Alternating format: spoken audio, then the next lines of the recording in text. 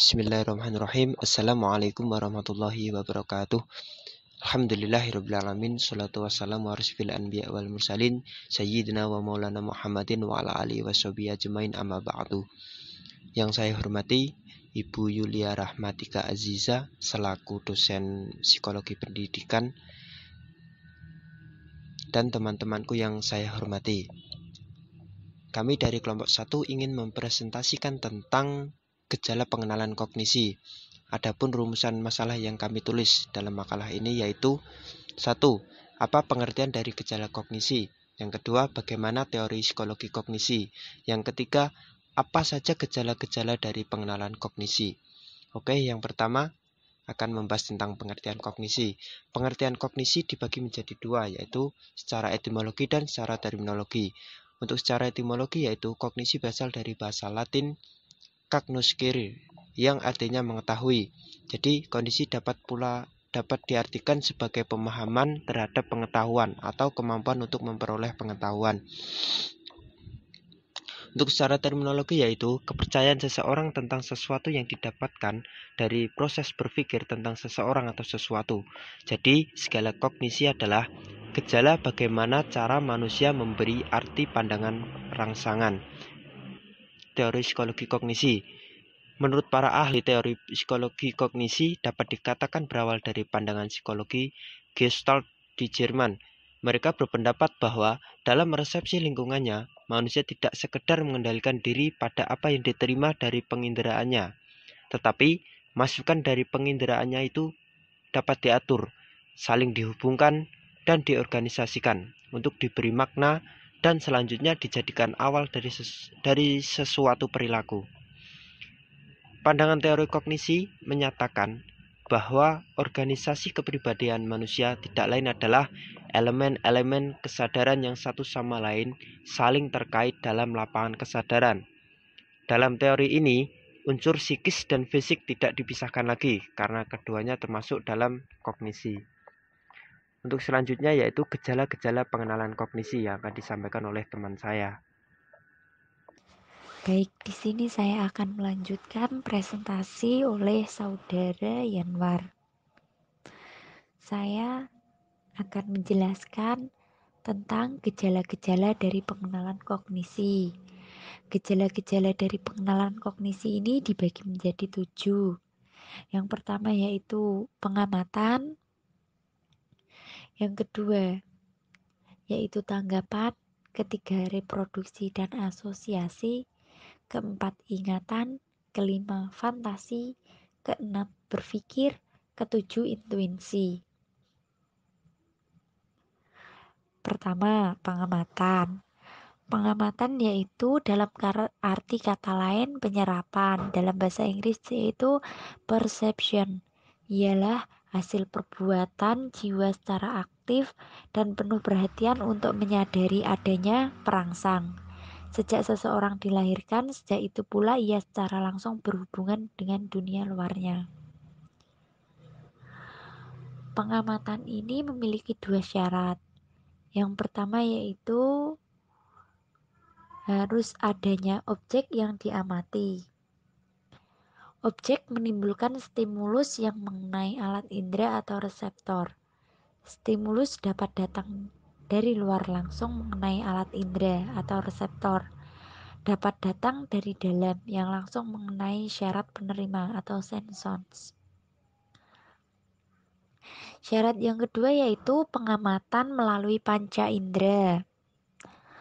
Pengamatan melalui panca indera ini melibatkan 5 alat indera, yaitu yang pertama melalui indera penglihatan, yang kedua melalui indera pendengaran, yang ketiga melalui indera penciuman, yang keempat melalui indera pengecapan, dan yang kelima yaitu melalui indera peraba.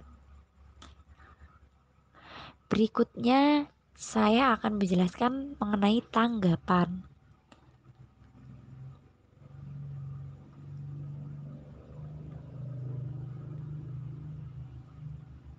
Tanggapan adalah bayangan, kesan, kenangan daripada apa yang pernah kita amati atau kenali.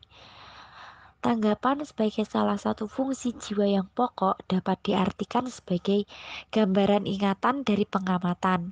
Ketika objek yang telah diamati tidak lagi berada dalam ruang dan waktu pengamatan. Jadi, jika proses pengamatan sudah berhenti dan hanya tinggal kesan-kesannya saja, peristiwa sedemikian ini disebut sebagai tanggapan. Misalnya berupa kesan pemandangan alam yang baru kita lihat, melodi indah yang baru menggema, dan lain-lain. Apabila tanggapan yang kita sadari itu langsung berpengaruh pada kehidupan kejiwaan, dalam arti berpikir, perasaan, dan pengenalan, maka fungsi tanggapan tadi disebut sebagai fungsi primer. Selanjutnya, apabila tanggapan-tanggapan yang tidak disadari dan ada dalam bawah sadar itu masih terus berpengaruh terhadap kehidupan kejiwaan kita, maka fungsi tanggapan itu disebut sebagai fungsi sekunder. Selanjutnya, saya akan menjelaskan tentang reproduksi dan asosiasi. Reproduksi merupakan pemunculan tanggapan dari keadaan bawah sadar, tidak disadari dalam arti ke dalam keadaan sadar. Ketika mengingat kembali sesuatu yang telah kita amati dan kita alami. Semisal contoh, karena melihat gedung fakultas, teringat akan dosen, teringat akan cinta pertama di kampus. Asosiasi dari tanggapan merupakan sangkut paut antara tanggapan satu dengan yang lain di dalam jiwa. Artinya, apabila yang satu disadari, maka yang lain ikut disadari pula. Contohnya, anak kecil merokok. Dia berpikiran bahwasanya yang ditimbulkan dari rokok itu harganya mahal. Terus contoh kedua, hujan lebat menimbulkan jalan licin, seperti itu. Selanjutnya akan dijelaskan oleh Saudari Afni. Baiklah, saya Siti Rasidatul Nur Afni. Di sini saya akan melanjutkan presentasi dari Tika Koirunisa. Yang selanjutnya yang saya akan bahas adalah mengenai ingatan. Ingatan adalah saat manusia mempertahankan dan menggambarkan pengalaman masa lalunya dan menggunakannya sebagai informasi saat ini. Ada dua jenis ingatan. Yang pertama adalah ingatan eksplisit. Ingatan eksplisit meliputi penginderaan, semantik, episodik, naratif, dan ingatan autobiografi. Yang kedua adalah ingatan implisit.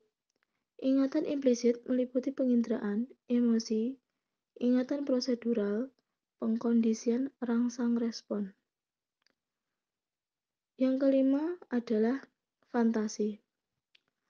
Fantasi dapat dilukiskan sebagai fungsi yang memungkinkan manusia untuk berorientasi dalam alam imajinasi melampaui dunia real. Selanjutnya yang keenam adalah berpikir. Berpikir merupakan proses dinamis yang dapat dilukiskan dengan proses atau jalannya. Proses jalannya berpikir itu pada pokoknya ada 4 langkah, yaitu pembentukan pengertian, pembentukan pendapat, penarikan kesimpulan, dan psikologi pikir. Dan yang terakhir adalah intuisi. Intuisi adalah istilah untuk kemampuan memahami sesuatu tanpa melalui penalaran rasional dan intelektualitas. Ada contoh dari intuisi. Contohnya, seorang anak tiba-tiba saja terdorong untuk membaca sebuah buku. Ternyata di dalam buku itu ditemukan keterangan yang dicari-carinya selama bertahun-tahun. Demikian presentasi dari kelompok pertama. Kurang lebihnya mohon dimaafkan. Sekian. Wassalamualaikum warahmatullahi wabarakatuh.